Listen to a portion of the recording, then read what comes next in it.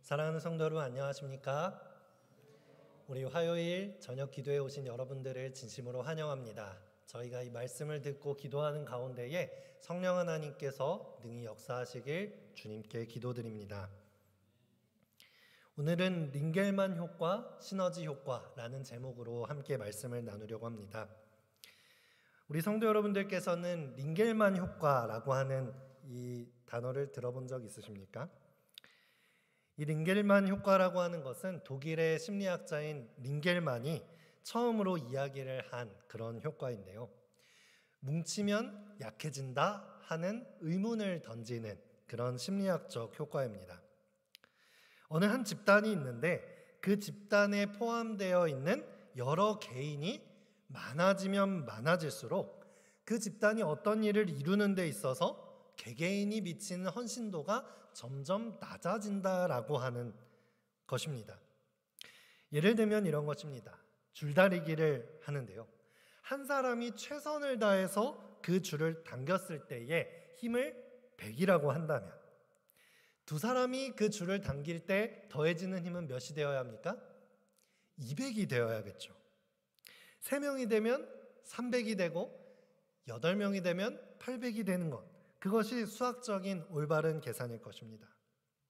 그런데 오히려 이 줄을 당기는 사람이 점점점 많아질수록 그 힘은 한 사람당 93, 세 사람이 됐을 때는 85, 8명이 됐을 때는 무려 45까지 줄어든다고 하는 효과를 실험으로 증명하게 된 것입니다. 왜 그랬을까요? 나 혼자서 있을 때는 안간힘을 써서 힘을 주다가 여러 명이 되면 어떤 마음이 되는 거예요?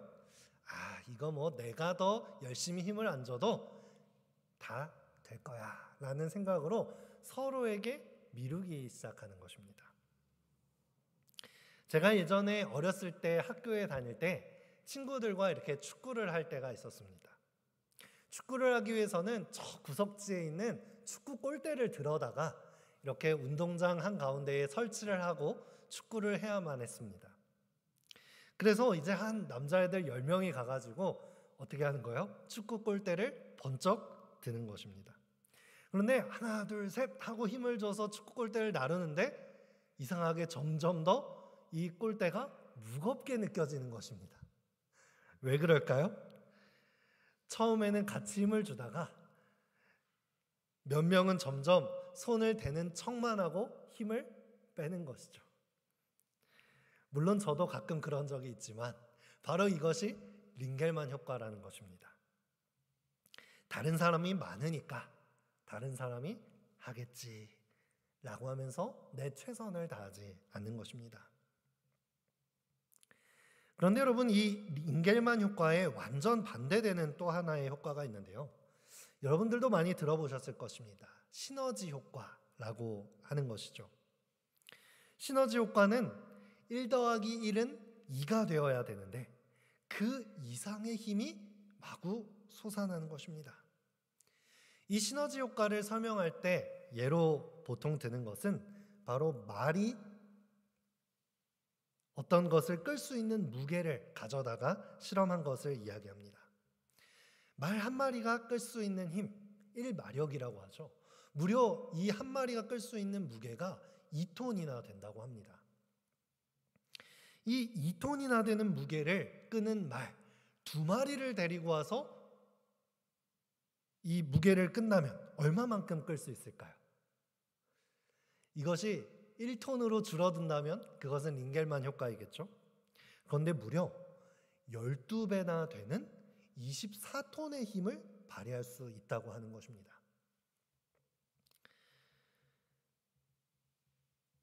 나 혼자는 어떤 일을 행할 힘이 많이 나오지 않는다.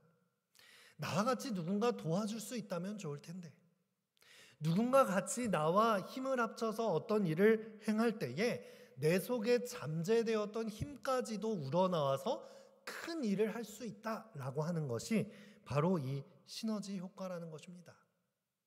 이것은 우리가 힘을 합쳐서 현장에서 할 때도 쓰는 효과이지만 사실은 우리가 알게 모르게 각자, 만약 우리 교회가 여러 부서로 나누어서 일을 하죠. 안식일 학교가 일을 하고 선교부가 일을 하고 또 목회부가 일을 하고 도르가가 일을 하고 여러 부서들이 자신이 맡은 곳에서 힘을 합쳐서 일을 했을 때에 그것이 일구어낸 결과들을 하나로 합쳤을 때는 우리가 생각지 못했던 부분까지도 채워져서 더 큰 그림을 그릴 수 있도록 하는 것, 그것을 우리는 때로 경험하기도 하죠. 그것이 바로 시너지 효과라고 하는 것입니다. 여러분, 오늘날 우리 교문리교회는 어떠한 효과를 보고 계십니까? 링겔만 효과를 보고 계시나요? 아니면 시너지 효과를 보고 계시나요? 에이, 누군가 하겠지 뭐. 교회 일 내가 굳이 안 나서도 다 이루어질 거야. 이런 마음으로 서로에게 일을 떠밀거나, 아유, 저 사람이랑 일할 바에 그냥 혼자 하는 게 낫겠어. 저 사람이랑 입을 맞추려면 얼마나 골치 아픈지 몰라. 이렇게 서로 화합되지 않은 모습을 보일 경우에는 우리는 링겔만 효과를 보게 될 것입니다. 그 반면에 우리 집사님, 우리 장로님과 일을 하니까 없던 힘까지 솟아나는 것 같습니다. 우리 다 함께 합시다. 함께라면 이루지 못할 일이 없습니다. 이러한 고백들이 우리 성도 간의 입에 오르내린다면 우리 교회는 우리가 생각지 못할 힘까지 받을 수 있는 시너지 효과를 받을 수 있을 것입니다. 여러분, 우리 교회에 벌어지는 많은 일들이 있습니다. 우리 옆에 이렇게 매 기마다 이렇게 교회 행사를 옆에 걸어놓는데요. 이제 60주년 기념일을 앞두고 기념 예배도 하고 찬양 예배도 드리고 선교 걷기 대회도 하고 반찬 봉사도 하고요. 여러 공사와 대청소 등등 우리 교회에 많은 일들이 이루어지는 것이죠. 그럴 때에 선교부장님, 또 안교장님, 도르가장님들이 함께 나서서 우리 힘을 모아봅시다. 우리 함께 헌금을 작정하여 내봅시다. 이렇게 할 때에 우리는 어떠한 반응들을 보이고 있는지 우리 개개인의 태도를 돌아봐야 되겠습니다. 간절히 바라기는 정말 우리 교회에 벌어지고 있는 이 많은 사업들에 시너지 효과가 나서 일에 없는 폭발적인 에너지를 우리가 함께 경험할 수 있다면 그 어느 때보다도 기쁜 신앙생활을 함께 누릴 수 있지 않을까요?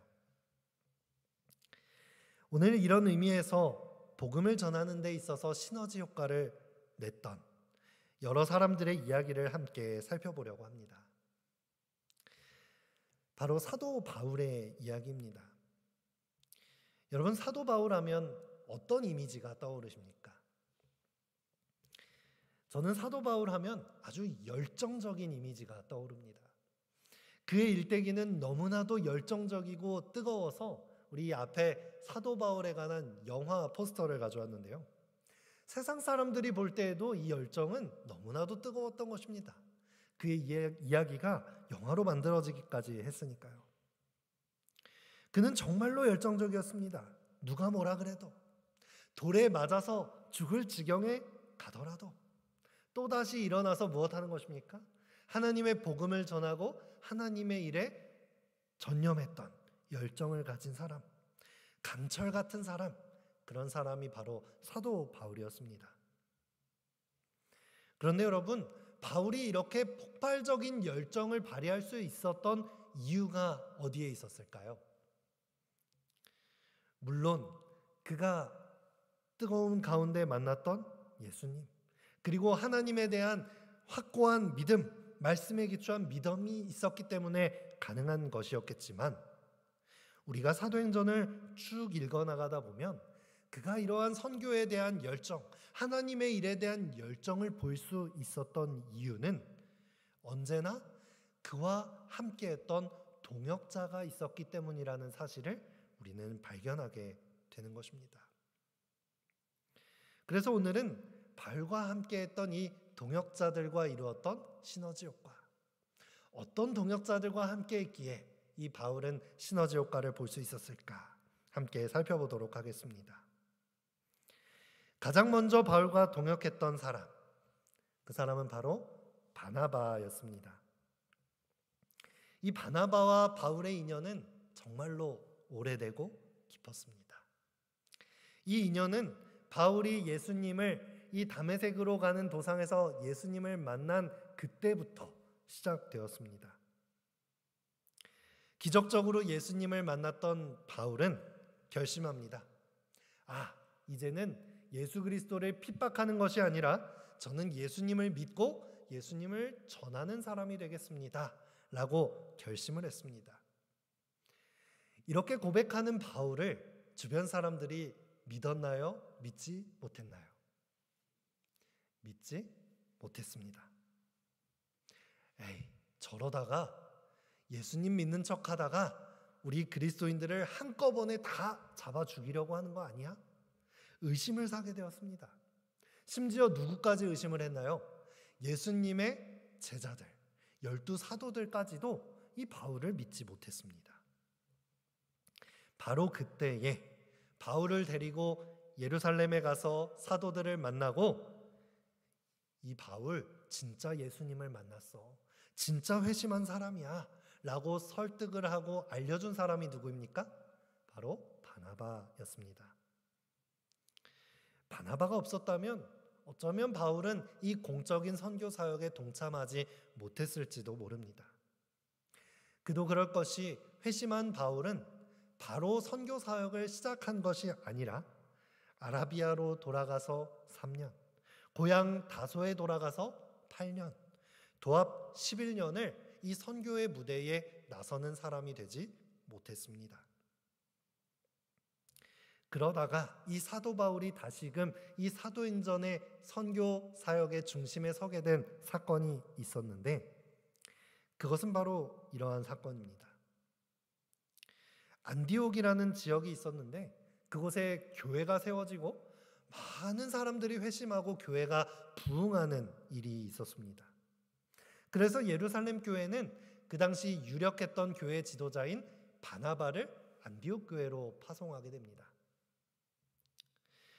바나바, 당신이 거기 가서 한번 목회를 해주시오. 그런데 이 바나바가 안디옥에 가서 보니까 이 안디옥 교회에서 일어나는 모든 일들을 혼자 감당하기에 어려운 크기의 일이라는 것을 알게 된 것이에요. 사람들이 너무나도 많고 도와줄 사람도 많고 가르쳐야 할 성도들도 많고 너무나도 많은 일들을 혼자 감당하기 어려웠을 그때에 누구를 떠올렸습니까? 바울을 떠올리게 된 것이에요. 그래서 바나바는 다소라는 먼 바울의 고향까지 찾아가서 바울을 만납니다. 바울, 안디옥에 이러이러한 일이 일어나고 있어. 예수님을 믿는 사람들이 구름대처럼 몰려들고 있어. 우리 그곳에 가서 함께 사역하지 않겠나? 그렇게 바울을 데리고 안디옥으로 가서 사역을 하게 되는 것이죠. 우리 함께 사도행전 11장 25절로 26절의 말씀을 함께 읽도록 하겠습니다. 제가 읽도록 하겠습니다. 바나바가 사울을 찾으러 다소에 가서 만나매 안디옥에 데리고 와서 둘이 교회에 1년간 모여 있어 큰 무리를 가르쳤고 제자들이 안디옥에서 비로소 그리스도인이라 일컬음을 받게 되었더라. 바나바가 다소에 가서 사울을 데리고 와서 몇 년을 함께 일했습니까? 1년. 불과 1년을 함께 일했는데 어떤 일이 일어났습니까? 그곳에 모인 성도들이 비로소 그리스도인이라 처음으로 일컬음을 받는 놀라운 부흥이 일어나기 시작한 것입니다. 바나바와 바울이 함께 목회했을 때에 그 교회 성도들이 함께 모여서 어떻게 한 거예요? 앉으나 서나 예수 그리스도를 이야기한 것입니다. 함께 모여서 밥을 먹고 또 교회를 떠나 직장에서 일을 할 때에도 가정으로 돌아가서도 언제나 그리스도를 이야기하는 놀라운 부흥을 경험하게 된 것입니다. 바로 이 바울과 바나바가 함께 동역했을 때 경험했던 시너지 효과인 것입니다. 그 후 바나바와 바울은 안디옥 교회로부터 선교사로 파송을 받습니다. 우리가 잘 알고 있듯이 사도행전에 펼쳐진 선교 여행의 일대기가 시작되게 된 것이죠. 최초의 선교 여행을 떠난 바나바와 바울은 말 그대로 엄청난 어려움을 겪게 됩니다. 루스드라라는 곳에 가서 돌에 맞아 죽을 처지가 된 바울이 성 밖에 내던져집니다. 사람들은 이 바울이 죽은 줄만 알았어요. 그런데 어떻게 됐습니까? 하나님의 놀라우신 도우심으로 인해서 다시 일어나게 되었고, 다시 일어나서 어디로 들어가요? 자신을 향해 돌을 던졌던 루스드라로 다시 들어가서 복음을 전하기까지 이르게 되었던 것이죠. 바울이 이렇게 복음을 열정적으로 전할 수 있었던 이유가 무엇이겠습니까? 바로 그것은 자신과 함께했던 동역자 바나바가 있었기 때문일 것입니다. 뜨거운 회심을 경험했지만 그 신앙은 외로운 길이었습니다. 아무도 바울을 믿어주지 않았고 아무도 그를 선교 사역에 불러주지 않았습니다. 불 끌 듯 일었던 이 바울의 열정이 그만 꼬꾸라지고 만채로 끝날 수도 있는 그런 상황이었을 것입니다. 하지만 아무도 믿어주지 않을 때 누구는 믿어줬습니까? 바나바. 그 바울을 믿어줬던 바나바가 있었기 때문에 바울의 열정은 다시 불을 붙을 수 있었고 다시금 복음 사역에 나설 수 있었던 것입니다. 사랑하는 성도 여러분, 우리 교문리 교회도 이 바나바와 바울과 같은 동역자가 많이 일어나면 좋겠습니다. 세상은 아무도 그 열정을 몰라주고 오히려 하나님에 대한 열정을 꺾고 비난하고 비판받을 때에 실망하고 그 열정이 꺾인 자리에 찾아가서 누구는 믿어줄 수 있습니까? 우리 성도 간에는 서로 믿어줄 수 있는 것입니다. 아무도 믿어주지 않을 때 서로 믿어줄 수 있는 동역자, 그런 교문리교회가 되기를 이 시간 간절히 바라겠습니다. 바울의 두 번째 동역자, 그는 바로 실라였습니다. 실라는 2차 선교 여행 때부터 바울과 함께했던 동역자였습니다. 2차 선교 여행은 특별한 여정이 시작되었던 시간이죠. 바로 이 유대와 사마리아를 건너 유럽 대륙까지 건너가게 된 여행이었습니다. 이 힘든 어려운 여정 속에 함께했던 사람이 실라인데요. 바울과 함께 실라는 마게도니아 지역의 첫 성 빌립보에 도착하게 됩니다. 마찬가지로 그곳에서도 열성적으로 복음을 전합니다. 그때 바울과 실라는 한 귀신 들린 여인을 만나게 되었습니다. 복음을 전하는 데마다 이 귀신 들린 여인이 찾아와서 이 사도 바울과 실라를 자꾸만 방해하는 것이었습니다. 그때 바울은 이 귀신 들린 여자에게 나아가서 예수님의 이름으로 그 귀신을 쫓아내 주었습니다. 그런데 문제가 생겼어요. 이 귀신이 나간 것까진 좋은데 귀신 들린 여인의 주인이 있었습니다. 그 주인은 이 귀신 들린 여인을 이용하여 점을 보고 사람들에게 점을 쳐줘서 돈을 버는 일을 하고 있었어요. 그러니까 이 여인에게 들렸던 귀신이 쫓아나가니까 이 주인이 뭐를 못 버는 거예요? 더 이상 돈을 벌 수 없게 된 것입니다. 그래서 이 주인이 바울과 실라를 고소합니다. 실라와 바울을 고소해서 감옥에 갇히게 만든 것이죠. 감옥에 들어가서 엄청나게 두들겨 맞고는 옥에 갇히게 됩니다. 아무 빛도 보이지 않는 캄캄한 이 감옥에 예수님을 전하다가 옥에 갇히게 된 것이죠. 여러분 한번 생각해 보시기 바랍니다.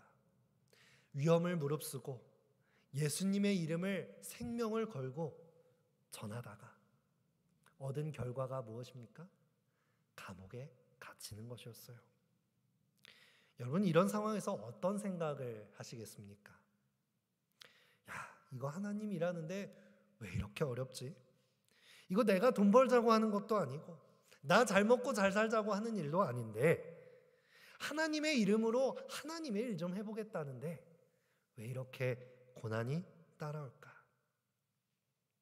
이만하면 좀 포기하고 싶은 마음이 들지 않겠습니까? 좌절하고 싶은 마음이 들지 않겠습니까? 그런데 이때에 감옥에서 들려온 소리는 실망과 좌절과 원망의 소리가 아니었습니다. 사도행전 16장 25절의 말씀인데요. 우리 이 말씀 함께 읽어볼까요? 시작. 한밤중에 바울과 실라가 기도하고 하나님을 찬송하며 죄수들이 듣더라.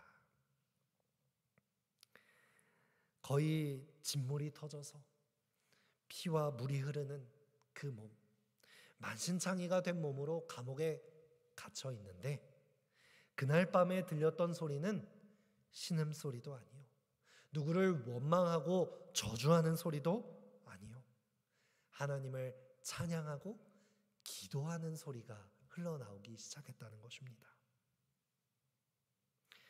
어떻게 이것이 가능할까요? 바울과 실라가 이날 감옥에서 이렇게 하나님을 기도하고 찬양할 수 있었던 이유, 그것은 바로 그들이 함께 동역하고 있었기 때문이라고 믿어 의심치 않습니다. 만약 혼자였다면 그렇게 할 수 있었을까요? 마음속으로 하나님께 간절한 마음으로 기도할 수 있었을지는 몰라도 입 밖으로 내뱉는 찬양을 하기란 쉽지 않지 않았을까요?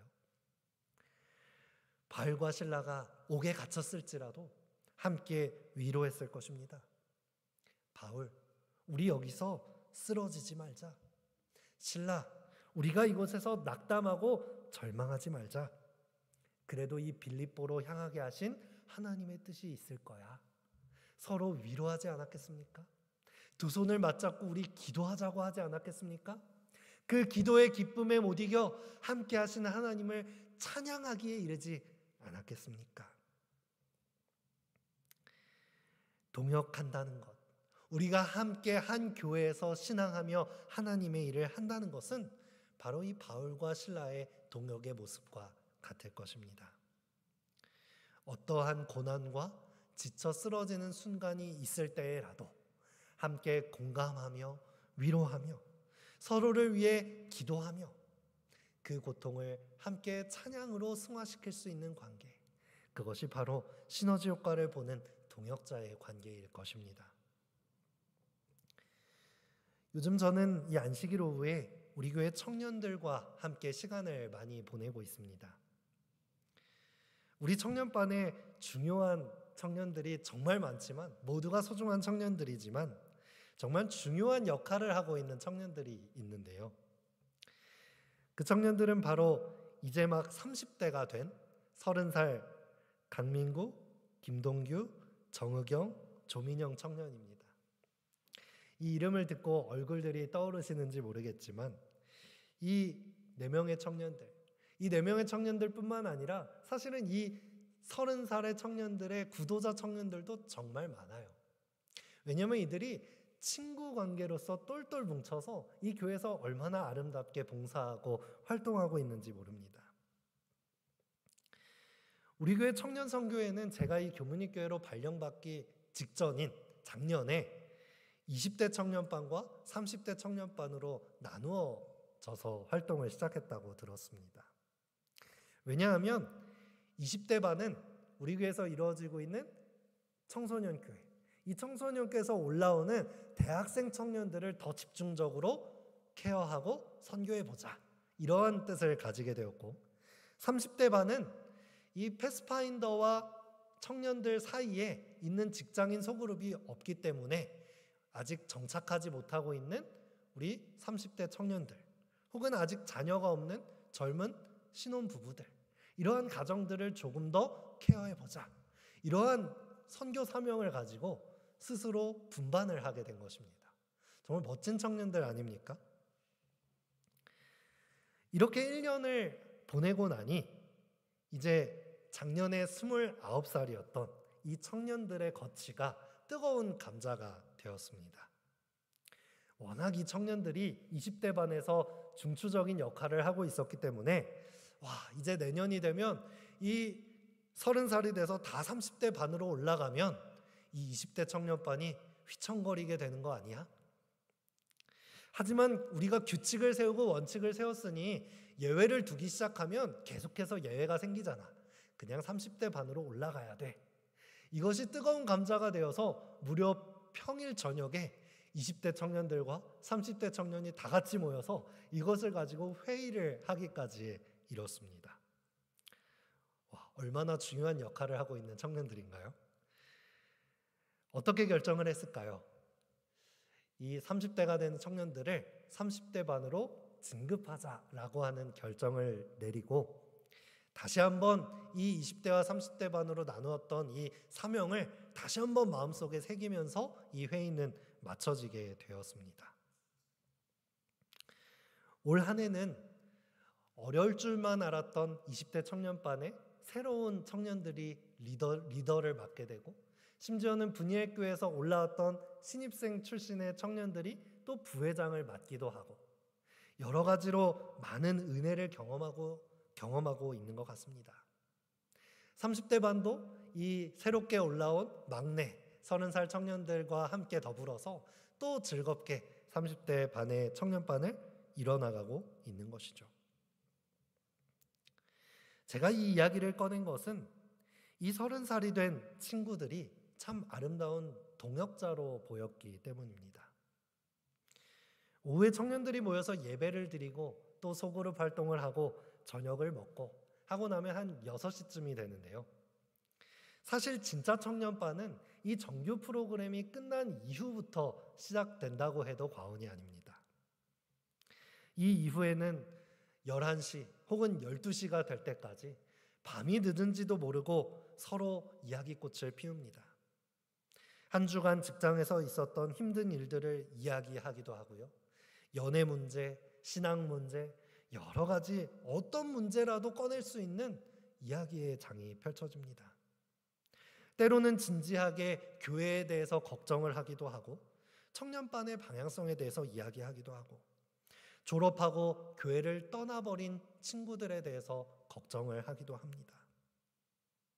유독 이 30살 친구들은 친구들이었기 때문에 삼육학교에서 함께 신앙을 받아들였고 그곳에서 함께 찬양하면서 하나님을 만났던 이 추억들로 더불어서 그 어떤 이야기도 스스럼 없이 꺼내면서 함께 이야기하면서 기도하면서 찬양하면서 다시금 사회로 돌아가 일주일을 살아갈 힘을 얻는 것 같습니다. 이 청년들뿐 아니라 우리 교문리교회는 이러한 동역자의 관계의 소그룹들이 참 많다고 생각합니다. 우리 교회가 60주년이 되었습니다. 60주년이 되었다는 것은 단지 숫자만 늘어난 것을 이야기하는 것은 아닐 것입니다. 우리가 그만큼 함께 했던 시간도 늘어난 것이고 함께 경험하고 공유한 하나님과의 추억도 그만큼 많이 쌓였다는 것을 의미할 것입니다. 하지만 어쩌면 오래될수록 우리는 인간적으로 서로에 대해서 실망하는 일이 쌓일지도 모르겠습니다. 서로의 단점도 많이 보이고 서로를 탓할 수 있는 친근한 관계도 생길지도 모르겠어요. 하지만 여러분, 우리가 한 사람 한 사람 친해지기만 하는 것이 아니라 우리 서로가 동역자라고 하는 사실을 잊지 않게 되시기를 바랍니다. 우리 한 사람 한 사람은 그저 한 사람이 아니라 하나님께서 교회로 불러주신 거룩한 성도인 것입니다. 우리가 서로 실망했을지라도 서로를 용서하고 화합하며 어떠한 어려움이 있더라도 서로를 위해 기도하며 바울과 실라처럼 함께 찬양으로 그 모든 고난들을 승화시킬 수 있는 우리 교회가 되었으면 좋겠습니다. 다시 한번 하나님을 위해 일어설 수 있는 그런 동역자들이 모인 우리 교회가 되기를 간절히 기도합니다. 세 번째로 생각할 바울의 동역자는 바로 디모데입니다. 디모데는 바울이 1차 선교 여행을 갔을 때 돌에 맞았던 그 루스드라에 살고 있던 청년이었습니다. 돌에 맞고 죽음의 위기의 순간까지 갔으면서도 다시금 성으로 돌아와 당신들을 하나님께서 사랑하고 계신다고, 나의 생명은 어찌됐든 이 복음을 전해 들으라고 열정을 다해 전하는 이 바울의 모습을 보면서 이 루스드라 성에 있던 많은 사람들은 아마 두 부류로 나눠졌을 것입니다. 한 부류는 저 사람 바보 아니야? 뭐를 위해서 저렇게 열심히 하는 거야? 무엇을 위해서 저렇게 피를 흘리면서 복음을 전하는 거야? 참 불쌍하다. 하지만 또 한 부류는 이렇게 생각했겠죠. 와, 저 사람 대단하다. 무엇이기에, 그가 전하는 복음이 무엇이기에 그의 삶의 생명까지도 내놓고 열정을 다해서 살 수 있을까? 나도 그렇게 살고 싶다. 나도 저 사람처럼 예수님을 믿고 복음을 전하며 살고 싶다 하는 마음을 품지 않았을까요? 디모데는 후자처럼, 나도 바울처럼 그렇게 내 인생을 살고 싶다라고 결심했던 청년이었습니다. 여러분, 동역자는 이처럼 고난이 왔을 때에 서로를 탓하며 흩어지는 것이 아니라 오히려 함께 그 고난에 즐겨 동참하는 사람들을 의미합니다. 같은 뜻과 같은 방향으로 같은 에너지로 열정을 불사르는 사람이 동역자입니다. 디모데는 2차 선교 여행 때 바울이 루스드라를 다시 방문했을 때에 함께 선교 여행을 떠나갔습니다. 그리고 아까 말씀드렸던 바울과 실라와 함께 동행하여서 이 바울과 실라, 디모데가 함께 유럽 대륙으로 2차 선교 여행을 떠났던 것입니다.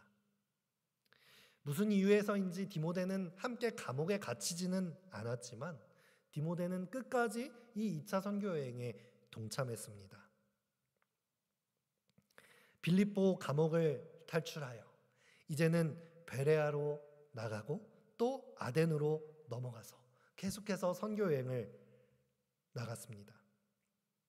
그때 바울은 이 베레아라고 하는 곳에 실라와 디모데를 남겨두고 혼자서 아테네로 선교 여행을 이어갔습니다.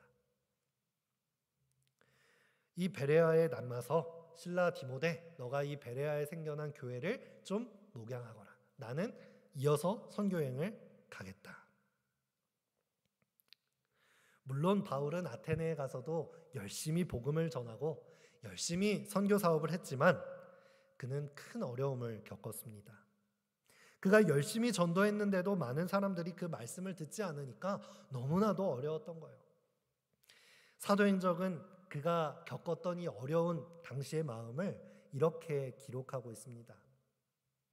하나님을 예배하지 않는 이 큰 도시에서 바울은 고독감에 억눌려 그의 동역자들의 동정과 조력을 갈망하였다. 인간적인 우정에 있어서 바울 자신은 몹시 외로웠다. 정말 의외의 모습 아닙니까? 어디다 내놓아도 열정적일 것만 같았던 바울, 생명까지 불사르면서 복음을 전했던 바울이 이 아테네에서 어떤 마음을 느낀 거예요? 고독감, 외로움을 느꼈다는 것입니다. 홀로 아테네에 남겨져서 복음을 전할 때에 이 어려움을 겪을 때에 그의 마음속에 베레아에 남겨두었던 실라와 디모데가 떠올랐던 것입니다. 그리고 편지를 띄우죠. 실라, 디모데, 내가 너무 외롭다. 내가 힘들다. 우리 함께 선교 여행을 다시 가자. 그리고 그들은 다시 고린도에 내려와서 셋이 함께 만나 이 2차 선교 여행을 마치게 되었습니다. 여러분, 이렇듯이 바울이 그 힘든 복음 전파의 모든 여정을 끝까지 할 수 있었던 그 이유는 어디에 있습니까? 바로 함께했던 동역자들과의 이 사랑과 끈끈한 애정 가운데 그것이 그를 끝까지 경주하게 했다는 것을 잊지 않게 되셨으면 좋겠습니다. 마지막으로 우리가 살펴볼 네 번째 동역자는 누가입니다. 여러분, 누가는 직업이 무엇이라고 이야기하죠? 의사입니다. 골로새서 4장 14절에 보면 바울이 이 누가는 사랑받는 의사였다라고 기록되어 있어요. 이 누가는 모든 사람들이 존경하고 사랑하는 그런 사람이었던 것 같습니다. 그리고 이 2차 선교 여행을 떠났을 때에 바로 함께 나섰던 사람 중에 하나가 누가였습니다. 그런데 이 누가는 아주 중요한 역할을 했는데 이 사도행전을 썼던 저자가 누구인가요? 바로 누가입니다. 누가는 그래서 이 사도행전에 직접적으로 어떤 일을 했다 그 업적들이 잘 나오지는 않지만 사실 이 사도행전을 기록할 만큼 누가는 선교 여행에 누구보다 많이 동참했던 사람입니다. 누가에 대한 이야기가 성경 여러 곳에 나오는데 바로 바울이 개인적인 편지를 쓰는 곳에 누가에 대한 이야기가 나옵니다. 바로 첫 번째로 우리가 바로 보았던 골로새서 4장 14절입니다. 사랑을 받는 의원 누가와 또 데마가 너희에게 문안하느니라. 바울이 골로새 교회에 편지를 쓰면서 누가의 문안 인사를 대신 전해주는 것입니다. 즉 골로새에 편지를 쓸 때 누가 같이 있었던 거예요? 누가가 같이 있었던 것입니다. 빌레몬서 1장 24절입니다. 또한 나의 동역자 마가, 아리스타고, 데마, 누가가 문안하느니라. 여기에도 누구 이름이 나옵니까? 누가의 이름이 등장하고 있죠. 마지막으로 디모데후서 4장 11절입니다. 여기는 누가만 나와 함께 있느니라.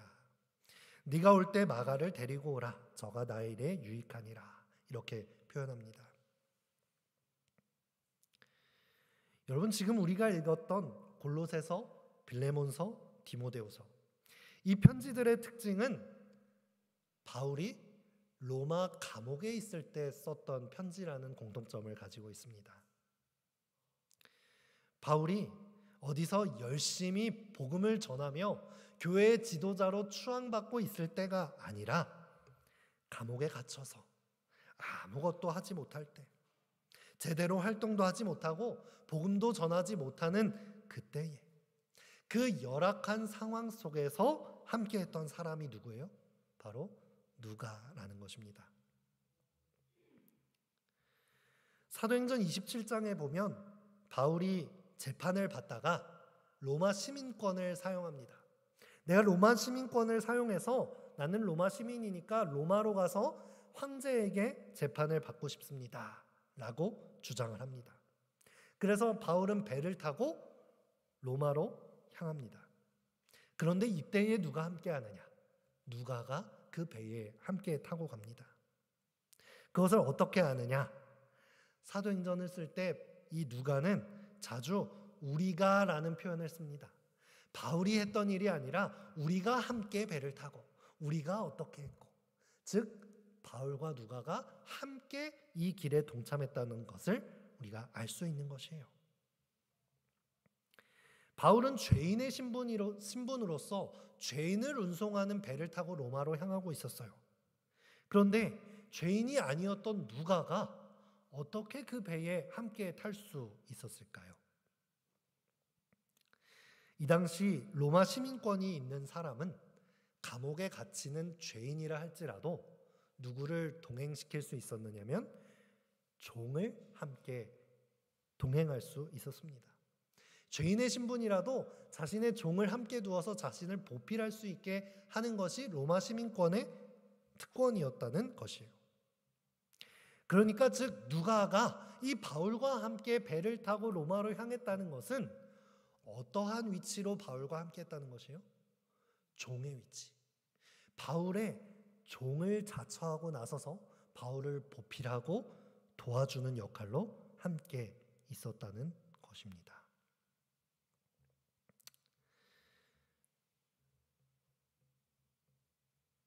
바울이 죄인의 신분으로 로마 감옥에서 언제 죽을지도 모르는 상황에서 누가는 끝까지 바울과 동행했다는 것을 우리는 보게 되는 것입니다. 여러분, 동역자는 바로 그런 것입니다.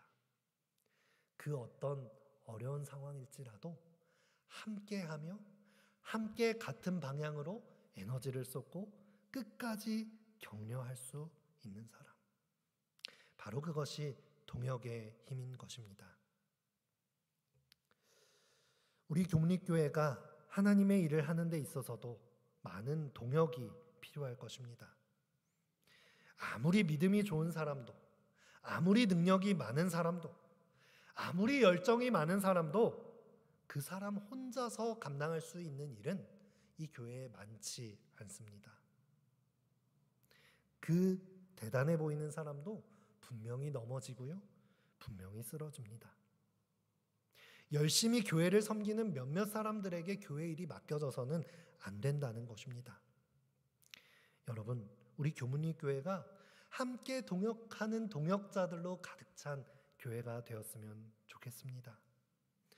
어느 몇 사람의 열심, 몇 사람의 열정에 의해서 유지되는 교회가 아니라 우리 모두가 하나 되어서 어떤 상황 속에서도 바나바와 같이 조건 없이 믿어주고 바울과 실라와 같이 서로를 위해 기도하고 위로하며 찬양하면서 또 디모데와 누가 같이 같은 방향성을 가지고 끝까지 함께 열정을 불사르며 하나님의 복음을 애쓰는 그러한 동역자가 가득한 주님의 공동체가 되어가기를 이 시간 간절히 기도합니다. 성령, 예수님이 머리 되어 우리 모두가 한 교회라는 이름 안에 시너지 효과를 함께 경험하게 되기를 바라면서 오늘 말씀을 마치겠습니다.